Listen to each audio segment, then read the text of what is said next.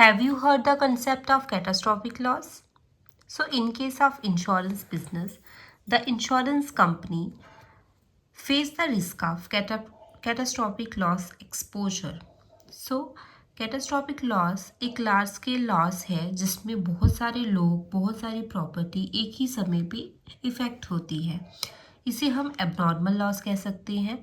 ये unexpected events की वजह से होता है, सडनली ये अराइज हो जाता है और इसका लार्ज स्केल इम्पैक्ट होता है और इंश्योरेंस कंपनी को मल्टीपल क्लेम एक ही साथ देने पड़ते हैं और उस पर एक हैवी फाइनेंशियल बर्डन आ जाता है।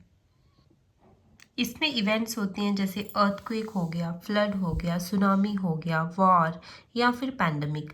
इनमें थाउजेंड्स लोग जो हैं वो एक साथ इफ़ेक्ट होते हैं और एक साथ ह्यूज लॉसेस जो हैं वो अराइज होते हैं। सो एग्जाम्पल की मदद से समझते हैं कैटास्ट्रॉपिक रिस्क एक्सपोजर को।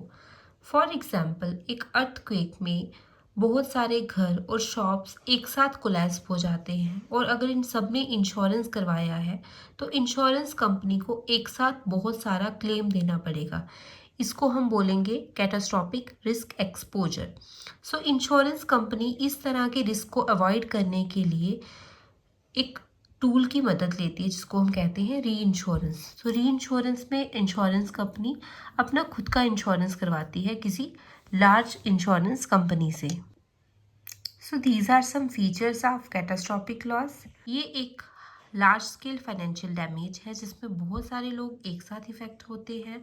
इसको प्रिडिक्ट करना डिफ़िकल्ट होता है और साथ में इंश्योरेंस कंपनी के ऊपर क्लेम का बर्डन जो है वो एक साथ आ जाता है। तो इसको हम बोलेंगे high burden of claim and it is a loss to the masses. So stay tune for more updates.